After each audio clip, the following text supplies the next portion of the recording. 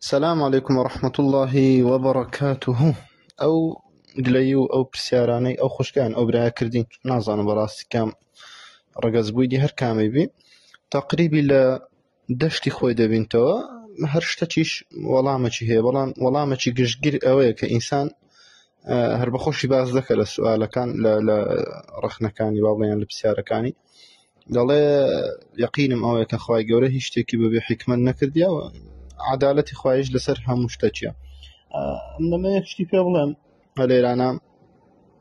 ئەو قسەی لێ تەئکید دەکەمەوە کە خوای گەورە هەموو شتێکی بە حیکمەت دەکا. دوو، خوای گەورە لە دنیا بەخۆی تەداخلی هەموو شتێک ناکا. لەوێ خوای گەورە لە قورئانەکە دەفەرمێ مالیکی یەومی الدین،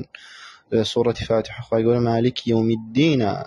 لەوێ قەضاوەتی کولی بەخۆی دەکا و دەسەڵاتەکەی کامل بەخۆی تەطبیق دەکا. من لە دنیا هەندێک شتی دایکتە دەستخەڵکی لەبەر کۆمەڵێک حیکمەت ئێستا خاڵ دێمە سەری. پرسیار یەکەم دەڵێ ژیانی هەندێک کەس جیاوازە، 8 ملیار کەس ژیانی ئەوی جیاوازە، هەیە خۆش دەژی هەیە خۆش ناژی، دەڵێ هەیە مەسەلەن کافرە و ژیانی زۆر خۆشە و هەیە موسڵمانە ژیانی زۆر ناخۆشە، بەڵام عەکسەکەی باز نەکرد کە هەیە موسڵمانە ژیانی زۆر خۆشە و هەشە کافرە ژیانی ناخۆشە. کەواتە معیارەکە دین نییە لە دنیایەکە. لەوێ پێغەمبەری خوا عەلەیهی سەڵات وەسەلام دەفەرمێ إن الله يعطي الدنيا لمن يحب ولمن لا يحب ولا يعطي الدين إلا لمن أحب. خواهي قور الدنيا دادات هندكس خوشي بيان خوشيني بلان ديني نادات إلا دبي أو كسي خوش بي. هذا معياري خوش ويسي خوالة بو خلق كي بريتي لدينك أقر أو إنسانا همو ثروة ساماني دنيا كيدرايا، همو مال دنيا كيدرا بندستي، وكو قاروني بو همو مال دنيا لبندس بو، وكو فرعوني بو همو ملكي مصري لبندس بو، وكو نمرودي بو تصلاتي أوبر لبندس بو، بلام إيماني نبو هیچی بەکەڵک نایەتن لۆ لەبەرەوەمە لە بیکاری یاسایەکمان هەیە دەڵێ ئینفینیتی دابش با بڵێن ڕقم ژمارە دابش ئینفینیتی سفر دەکا. یعنی ئەگەر خوای گەورە 1000 ساڵ عمرت بداتێ و خوای گەورە بێتەوە هەموو سەروەت و سامانی دنیاکەت بداتێ، ژمارەیە ئەو شتێک کە دەدرێتێ 1000 ساڵ عمرە باشە کاکە 2000 ساڵ لۆ تو عمرە ئەو ڕقەمانش کە دەداتێ پارێ زێڕە فلان ئەوانە هەموو ژمارەن. ژیانی ئاخرەت شتەکانی ئینفینیتیە، تەمەنت ئینفینیتیە، خۆشیەکانی ئینفینیتیە، ئەو شتانی لەوێن دەرەکە بەدەستدەی ئینفینیتیە، کۆمەڵک ئەو شتەی لەوێن دەرهەیە تەواو باش کە خوای گەورە دەفەرمێ إن هذا لرزقنا ما له من نفاد. ئەوە ڕزقی مەیە و خڵاسیش نابی تەواو حتا هەتایەکێ کە گەوتە تاتەیە ئینفینیتی. ئەو ژمارەی دابەشی ئەو ئینفینیتیەکە، ئەو ژمارە دابەش ئەو ئینفینیتیکە سفر دەردەچی. کەواتە ژیانی دنیا بگەینی ئەو پەڕی خۆشی بەرامبەر قیامەتێکە سفرە. لێت ناتوانانی معیارەکەی ئەو هالەکە ئیلۆ خوای گەورە دایتێ و نەیدایتە من. خوای گەورە کە دنیای دایە دینی لێستاندەوە تەواو، یعنی هەموو شتی لێستاندەوە. کە دنیای دایە دینی لێستاندەوە یعنی هەموو شتی لێستاندەوە. بەڵام بەعەکسیشەوە کە دنیای لێستاندەوە دینی دایە یعنی هەموو شتی دایە، یعنی هەر هەموو شتی دایە. تو دەبێت بەو چاوەی تەمەشاکەی بەو معیارەی تەمەشاکەی. ئەوە کەواتە دین و پێدانی دین و پێدانی بیر و باوەڕێکی ڕاست و پێدانی ئەو دینە پاکە و فترەتە چاکەی ئیسلامەتی کە هەیە لۆ ئینسانەکەی هەم دینە هەم دنیایە و ئەو بدایەتەش نابیتە زەرەرێک لە بۆی. چونکە خوای گەورە حتا پێغەمبەری خوا عەلەیهی سەڵات وەسەلام حتا لەناو موسڵمانان خوای گەورە دنیای ناداتە هەندێک کەسی، چونکە ئەگەر بیداتێ گومڕا دەبی. ئەمە لە ژیانی واقع خۆمان زۆر کەسمان دیت فەقیر بوو بەڵام کە خوای گەورە دایە گومڕا بوو، دەستی سوەخینی خەڵکی، دەستی سوەخینی ژنی، سوەخینی منداڵی، دەستی سوەخینی فلانی. كم كسي لامتحان مال ناجح بخواي قورة بخو بزاين شيء ناجح لبي ديداته تشبيه نبي ولله المثل الأعلى. كسشي بيني منضالة شي ساواي هي أو منضالة أجا كربي باشا لا عمري نوصالي ودا صالي حزي لدمان سيا تبرين لي كر أو طبعي هي حزي لساري حزي لدمان سيا دي أجر داوي دمان شي كر دمان شي راستي وبابي لو يكرب بابي أليرانا بحكمته بعلمه بعقله باش دنیا نەدیتێ با منداڵیش بی وڵات ئەخر خۆشم دەوێ خەجەرگم دەستێ خەوە ئەو دەمانچێت لۆوی نابی ژیانی تو پێوێران دەبی، ژیانی خۆی پێوێران دەبی، ژیانی خەڵکی پێوێران دەبی. تەشبیه نەبی ولله المثل الأعلى. عەبدیش کە داوای شتێکی لە خوای گەورە دەکە، خوای گەورە با بڵێن بە زمانی حاڵی خۆمان تەمشای عەبدەی دەکە ئەگەر پێگومڕابی نایداتێ، ئەگەر لە خراپەیی بشتێتەوە نایداتێ. باش لۆیە ئینسان دەبی تەمشای دیوی دووەمی غەیب بکە. نمونەک لۆ دەینەوە لەسەر هەندێکە خوای گەورە لە قورئانێکە باسی چ دەکە؟ باسی تاقیکردنەوە، سێ تاقیکردنەوەی خضری با بڵین ئەمە کە دەڵێن خدری زیندە لەگەڵ موسای. یەک لە تاقیکردنەوەکان چییە؟ منداڵێکی دەکوژی باشە موسى چ دەڵێ موسى پێغەمبەری خوایە عليه السلام دەڵێ ئەقەتەلتە نەفسا زەکیەة بغەیری نەفس يعني أتو منداڵەکت کوشت ئەو منداڵە گچکە بێتاوان بغەیری نەفس تەماشا کە چ جوابی دەداتەوە دەڵێ وأما الغلام باشە ئەو منداڵە داک و بابەکی هەیە ئەو داک و بابەی چاکە بەڵام بەخۆی کە گەورە بە ئێستا منداڵە هیچ مشکلەی نییە کە گەورە بە چی دەکرد فخشينا أن يرهقهما طغيانا وكفرا ترسمان هبو نكترسمان هبو يعني يقينا أمرك وحيا داكو بابي خوي تشيل ذكر طغيانا وكفرا بهلاكة دادا برد مشكلة بخوي كافر دبو وكسشي سررو لا ريدر دتشو يعني هم لدنيا خراب دبو هم لو قيامتيش خراب دبو أجر جورة با ومن ضال ما با هستين لداكو بابا كان ما ساندوا أو داكو بابا كدا خود چند دعاء كرديتا خواي جورة ومن ضالي داينه بلام كلي ساندوا خواي جورة لمصلحتي داكو بابا كيا كقوم زور كسيه كمن ضالي جورة دبي خوزجة كرم نباي فلان خوزجة من ضالم نباي خوزجة وزاخ كور بماما أنظم من ضالك خرافة خواي جورة بيو داكو بابا نقاته مرحلة لقسكيرا لي سانتوا دا خوشويستي لبو داكو بابكي ومصلحتي من دالكشا برو من دالك دست بهشتك برينك دست قيامتك حسابي سوكتر اصلا حسابي هلا سرنيه من دالا بمدالي وفاتي كرديه والله ما قال باب بكافري دمردود دسو جهنمي قاتليرا مصلحتي هردو كان خوي جورا رشاو كرت بيغمر عليه الصلاه والسلام ده فرمه كصحابك داوي غنيمه وشتي لذكا دداتي كشي ناداتي كشي بيغمر عليه الصلاه والسلام ده فرمه امن ددم كسچي كبزانم بمالي دنياك اگر بيدمه گمراه دبي نيدمه وبزانم كسك اگر نيدمه لو باري غنيمتي اگر نيدمه هل دقريتو دين واز دينك دين او ديدمه بباركي امن ديقرم اشكم عسى ولعل اسلامتك بردوام بخواي جورا لقيامتك ببات بهشتك كواتا بيداني مالي دنياكش وبيداني اشتا دنيا كانش كخواي جورا لدنياك او جا مالا من ضاله سياري خانيه خيزانة فلانة صحتها حتى باش دادا تكسشي ربطي بسو هيا ربطي بمصلحتي آخرتي أو إنساني وهي أو خاليك خالدو جياوازي خلق كان كهيا لبو عدالتي خوايا لو بري خواي قورا كومالك شتي لسر مروف واجب كردية لسر إنسانية واجب كردية أجر جياوازي نبي نطان بحق الله سبحانه وتعالى هسن بالمقابل نطان أو حقش تطبق كان لقيامتك أجر پاداشتیان نابی لو نمونه خواهی گورا لإنسانی دولمندی واجب کردیه زکات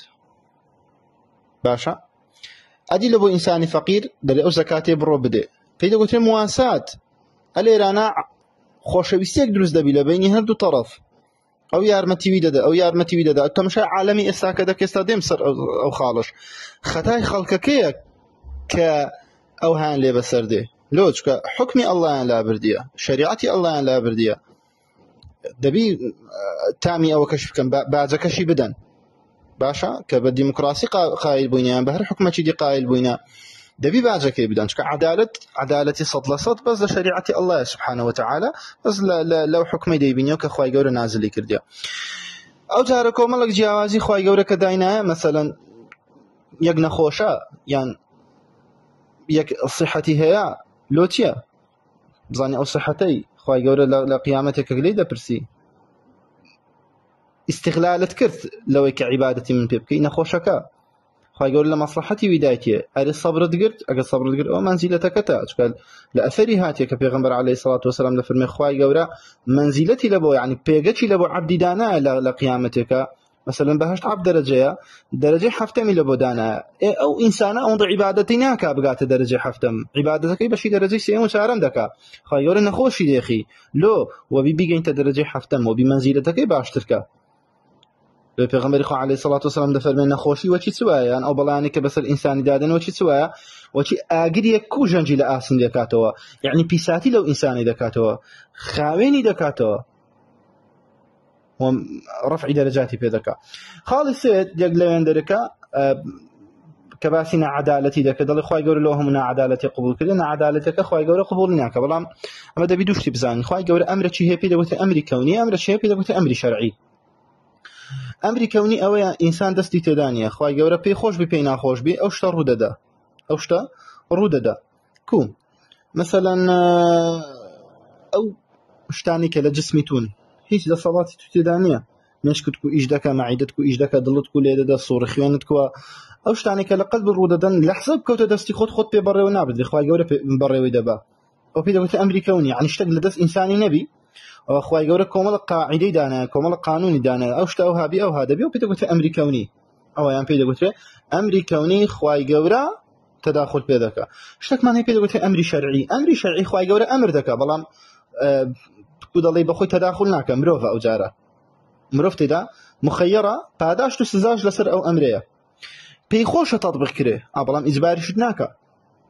ئینا هەدەیناه السەبیل ئیما شاکرن و ئیما کەفوڕ ڕێ باش خراپەکەت پێ نیشان دەدا بەڵام ئیجبار نی لەسەر خراپەکەی ئیجباریش نی لەسەر باشەکەی بەخۆتی کام ڕێی هەڵدەبژێری خەڵکی ئەوڕۆکە ڕێ خراپەکەیان هەڵبژارد خوای گەورەش دەفەرمێ ئەو کەسێک کە ڕێ خراپەکەی هەڵدەبژێریتن با بڵێن ئەوم لۆی هەیە سزام لە بۆی دانایە ئەمن باشە سزایەکەشی کووە ئێستا پێت دەڵێم سزایەکەشی ئەوەیە خوای گەورە دەفەرمێ ظهر الفساد في البر والبحر بما كسبت أيدي الناس خراپە لە زەوی بڵاوبووە بەهۆی کردداری خەڵکی باش لێ لە بیدایەتیش باسم کرد گوتم خەڵک بەخۆی سەبەبە بەڵام خەڵک گوناحی خۆی نابینی تەمەشای ئەوەی خۆی ناکە غەڵەتی خۆی ناکە تەمەشا دەکە بزانی خوای گەورە کاردانەوەی چێ بەرامبەرت و ناتۆ غەڵەتت هەیە ئەلێرانە غەڵەتی تو ئەلێرانە لە گچکەترین غەڵەت تەئسیری لە عەدالەتی عالەمی هەیە تا گەورەترین غەڵەت کە نەبوونی تەحکیمی شەریعەتی خۆیە کو مثلا پیغمبر خو علیه الصلاة والسلام دفرمي إن الناس إذا رأوا الظالم ولم يأخذوا بيده أوشك أن يعمهم الله بعذاب خلق أقدي كان خلق كسك ظلم دكا نتون دستي بقرن نتون راي قرن باشا خواهي قورة هر هميان أو دكاتن بابلين عذابك دنيري له هر هموان جاس زيك برسيتي بي قاتو قريبي نهاتني معاشي بي قراني بي نخوشي بي كورونا بي همو دقرتوا لأنا بري قناحي أبيديسيا گوناحی ئەو کەسێک کە دەسەڵاتی نەبووە خۆی کڕ نەکردیە و گوناحی ئەوەی ئەمر بە معروف و نەهی لە منکەری نەکردیە یعنی گوناحی ئەوە بووە بە زمانیش نەهاتیە بڵێ کاکە ئەو شتە خراپە حتا بە جسم نەهاتیە بڵێ ئەو شتە خراپە بەڵکو بەشداری کردیە مثلا گوناح تەئسیری لەسەر وەچ پێم گوتم یەک زەڕە گوناحی ئینسانی تەئسیری لەسەر هەر هەموو کەون هەیە حتا لەسەر باران لێ خوای گەورە کە باسی نەسارا دەکە باسی مەسیحیەت دەکا کە گوتیان وقالوا اتخذ الله ولدا گوتیان خوای گەورە منداڵی هەیە و کوڕی هەیە و فلانی هەیە خوای گەورە دەفەرمێ تكاد السماوات أن يتفطرن وتنشق الجبال خوای گەورە دەفەرمێ خەریکە ئاسمان شەق ببە خەریکە تیایەکان شەق ببن خەریکە عرس هەموو لێک و پێک ببتەوە لە تا ئەو قسەی کە کرایە نتا أقصك كلا يعني پیغمبر خو عليه الصلاة والسلام دفرمي لم تظهر الفاحشة في قوم قط إلا ظهر فيهم الطاعون يعني إلا فشى فيهم الطاعون والأوجاع التي لم تكن من أسلافهم ضل فاحشة جا فاحشة بهمش تشيد قلت لك خلاف فطرتي صحح بخلاف شرع خواي قوربي سفوري فاحشة نيرقل فاحشة زنا فاحشة نزر فاحشة عفلية فاحشة رجبلك فاحشة أو يأتو بير جناحة باشا ئەوەی ئەتو پێت گوناهە پێت تاوانە فاحیشەیە جاکە بڵاو بوو یعنی خەڵکەکە بە اعتیادی کردی چکە لە ماڵی خۆی بیکە بە دزی ئەو بین خۆی خواتی بەڵام کە بە ئاشکرا کردی و خەڵکت نەهاتن بڵێن کاکە ئەتۆ گوناهەی مەکە و ئەو هەرگیەکە و لە جێ خۆی کرای خۆی گرگوتی کاکە من حەقم نییە باش خواهي پیغمبر عليه الصلاة والسلام دفرن فشى فيهم الطاعون والأوجاع التي لم تكن من أسلافهم طاعون يعني ضل فيروس كورونا أو كوليرا أو نظام تمين طاعون بعام هر نخش كشن دبي بيدا قلت طاعون بلاو دبتوا وكومالك نخشش بلاو دبتوا لم تكن من أسلافهم يعني بيشترك بوني نبو أو نخشيانا باشا هلت كومرق نخوشي استاهي لزماني باپيري من بوني نبو لزماني باپيري وداپيري تبوني نبو كانت امنيش سببم اتوش سببي امنيش سببم اتوش سببي لو دبي او انسانه هات مشاكك لقيامتك خوای گور راي دغري بس لسر گناحي خوي سزانادري نان خوای گور دفر نكتب ما قدموا اثارهم اوي بخوي كردتي لقد اوشي اثري ويا يعني شوين بي ويا او بويت سببي حمي دبي تاوانك هرقري لو كدست قيامتك ما لهذا الكتاب لا يغادر صغيرة ولا كبيرة إلا أحصاها هري أول شيء أو دفتر عملي من قورة وقسكي تدان مسرايته وقورة وقسكي تدان مسرايته تقورة وقسكي خواي قورة دفرمي وبدا لهم من الله ما لم يكونوا يحتسبون كومالك شت هي هر حساب يعني نكبده هر حساب قصة جارو قصكت حسابي لبوناك پیغمبر خو عليه الصلاه والسلام دفرمي او انسان بسبب هندي حفته صل دست جهنمك باشا قصتي دكي فريده دي هادليه كتي تشتني كوات او قصانا او تاواني امن تديكم امن ديكم اتوديك يچي ديكا جا امن وكو كرج غليده چشم نرغليده چشم نظري دكم دس مشاعي دس مغوداني دس منادي يك غوتي بلانك سكا سافيرات او جار بيمندي ناشرعيه او جار كومالكشتيه بناهي هر دورغاس تأثيري للدور بريشه لو تحملي اوانج دكن لو پیغمبر خو عليه الصلاه والسلام دفرمه لا تقتل نفس ظلما إلا كان على ابن آدم الأول كفل من دمها لأنه أول من سن القتل هر نفرق لدنيا كده كجري جناها كده بشتي لبوشيا لبو كري باب آدم يك براكي خوي كشت باشا هر نفرق بنا حق ده كجري جناها لو شك أو خلقي فيري كشتن كرد خلق سامي لو يكر خلق نيزاني كشتن سيا لا يراها طوال أتو يك كده استحفلتي يعني دست الشايتي نفر چیله لوین درکا پیشتر بسببیه که حتی و حفلگنا حازلینی او جاره بسببی تو تعیب تو دکی بیچ دکی شایش لك اعتیاد دبی طوال او جاره خلق چیلی بسببی دس نشایی يعني سلسله كبردوام دبي لسر نفريه كان قلنا حسابه دوم حسابه سيم حسابه سارم حسابه بناهي جواء اخويا يقول دفر ما ظهر الفساد في البر والبحر بما كسبت ايدي الناس نخوشي ديني مشكلة ديني تشي ديني نعدالتي باب كلا زي بلاو دبتوا سببكي خلقا يعني حتى پیغمبر خو عليه الصلاة والسلام لا حديثك دفرمي اگر فيلشيان لترازوي كد باشا و نشهاتن حكم بحكم خواي قوري بكن بو قرآن بكن هر حكميان باشتي دي كرت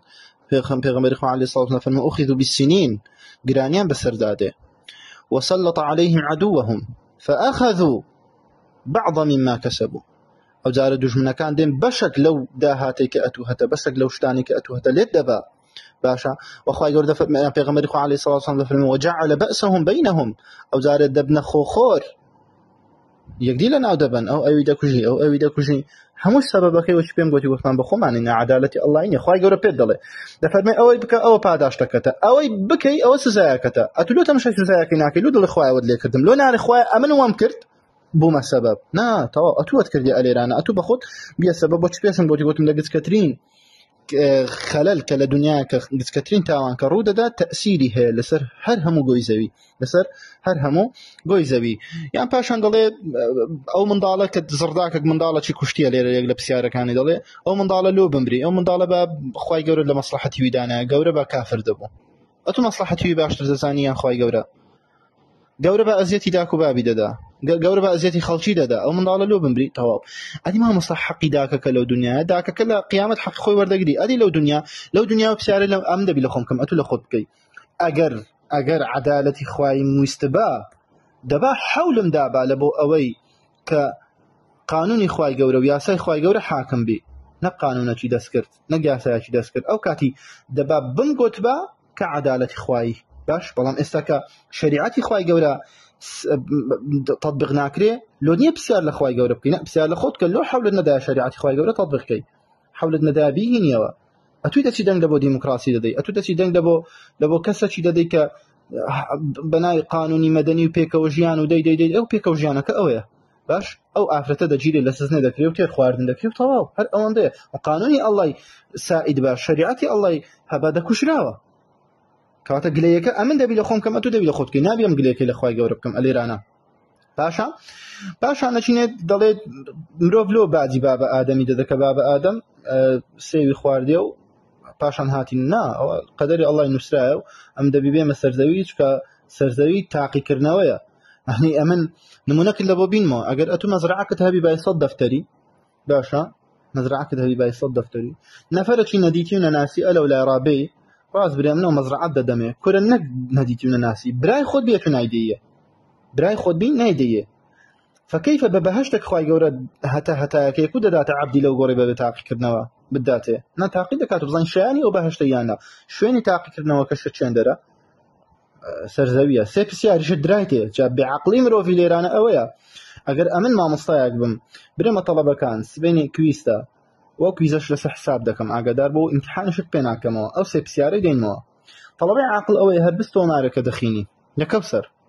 ناڵێ دەی کورە شێوێ دەخینی یاسبەی زوو دەخینم پرسیارەکان ڕوونە چێ دەڵێ شوێ میوانت دێ سیارەک لێت دەدا نەخۆش دەکەوی تەسەموم دەکەی شتێکت بەسەردا دێ مامۆستاش وعدی دایە امتحانەکەت پێ ناکاتەوە باش کاتە عاقڵ ئەوەیە زوو ئیشەکەی خۆی تەڵ بکە خوای گەورە پێغەمبەری لۆ ناردی و پێت دەڵێت دەبی ئەتو خۆی لەو سێ پرسیاری حازرکەی لەو دنیای چێ خوات بووە بەو معنای چێت پەرستیە حکمی چێت ویستیە بەجێی چێت کردیە ئەوانە هەر ئەوە نییە وەڵی خوایەک هەیە و لە حەفت تەبەقەی عاسمانی و لەسەر عەرشەکەی خۆیتی و ناوی ئیسمی جەلالی ئەڵڵایە و نە خوای گەورە فعلی لێ دێ بە فعل بسەلمێنی بە فعل کو ئەو تەڵەبەیە وەرەقەی سپی بداتە مامۆستایی باشە مامۆستا سفری دەداتی هەتا سبە ئیدعاوێ کە مامۆستا معلوماتم لە مێشکمە مامۆستا ناوێ معلوماتی سەوەرەقەکەی دەوێت دەبی لۆی بنووسی بە عەمەلی لۆی تەطبیقی بیکەی سەوەرەقە هەتا سبێ بڵێ خوای گەورەم خۆش دەوێت خوای گەورە دەپەرستن کە نەتکردە عەمەل کە جلک و بەرگت چانە کرد کە زمانت چانە کرد کە ڕەوشتت چانە کرد کە هەڵسوکەوتت چانە کرد کە نێژت نەبوو ڕۆژیت نەبوو فلان نەبوو ئەو لێت قبوڵ نییە لەکن خوای گەورە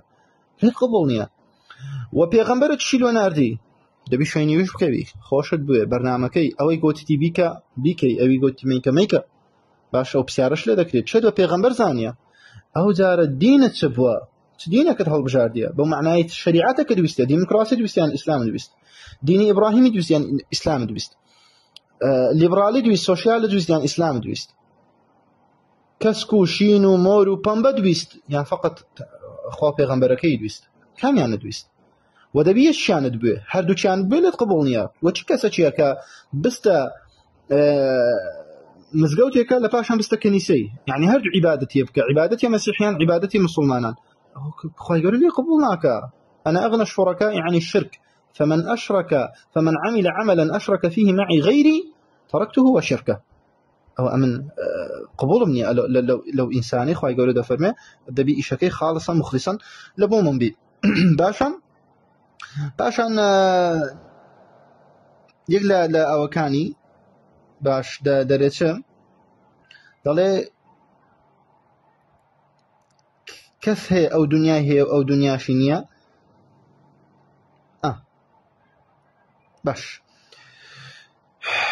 أدي سبارت بوي دالي إنسان مثلا كخواي جورا لود دبي تعقيب كاتو لود دبي أو كم بيم قلتهم خد ما أخذ خواي جورا لبر خواي جورا مصلحة عبدك باشتر زاني منك لدنيا كلبو بين موا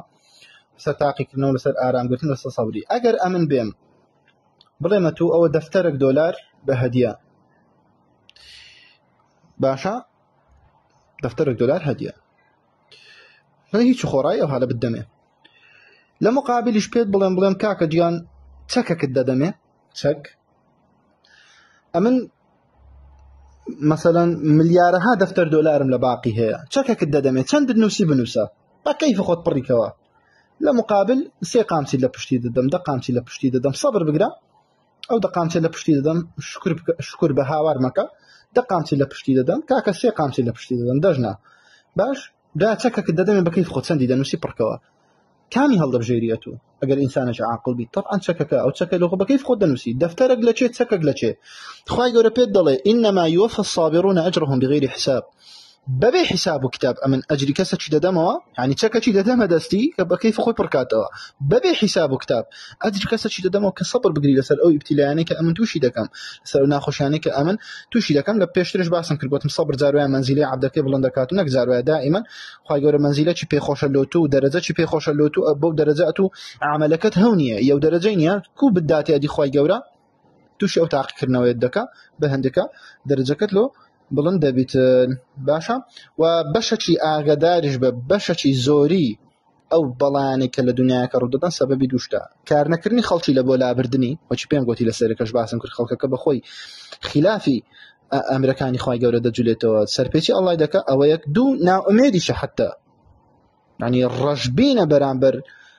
ويستكاني خوي غوره نكر حولي لو نادا هالرجبين شتاورك خوي غوره پیغمبر چدي لبوبني نابي نا گمان تكوبي اتو برامبر شتكان او حال لو دبي پیغمبر خو عليه الصلاه والسلام تو سردانيه كچي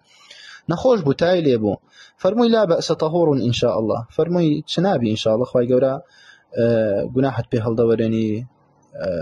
پاک دەبیەوە کابرا تووڕە بوو گوتی بەلحما تەفۆر گوتی وتفزەڵێ من تامە دەکولم لە ناوتای پێغەمبەری خوا عەلەیهی سەڵاتو وسەلام فەرمووی هو كذلك يعني هي كذلك تواو مادام أتوب بڵێ تەواو أنا عند ظن عبدي بي خوای گەورە دەفەرمێ گومانی عەبدەکەم بەرامبەرە من کوبیە مژە هذا بم لەگەڵی باش کابرا مرد بەو تایە مرد خواگەر دوعاکەی پێغەمبەری قبول کردبا وەکو عولەما هەدەفەرمون دوعای پێغەمبەری دەبۆ شیفا بەڵام گومانی بەرامبەر خوای گەورە ئەو هالە بوو ناوە گومانەکەی ئەوە بوو ئەو بە کورتی جوابی ئەو ڕخنانە بوو و کەسێکی زیاتر لەسەر مەسائلی عەدالەتی ئەڵڵا و محاسینی ئیسلام و مسائل قضاء قدر اطلاع تێدا بکە و بخینتەوە بەڵام بەڕێیەکی چاک نەک بچیت جێبداتە کەسێکی ساقط کە باسی قضاء قدر نا جێبداتە کەسێکی کە صاحب دینە صاحب عقیدەیە لە قورآن و حەدیث هەڵینجێناکە کولە قضاء قدر تێبگەی ئەلەو مەزالەی ئینشاءالله ئەو گومانانە نامینێ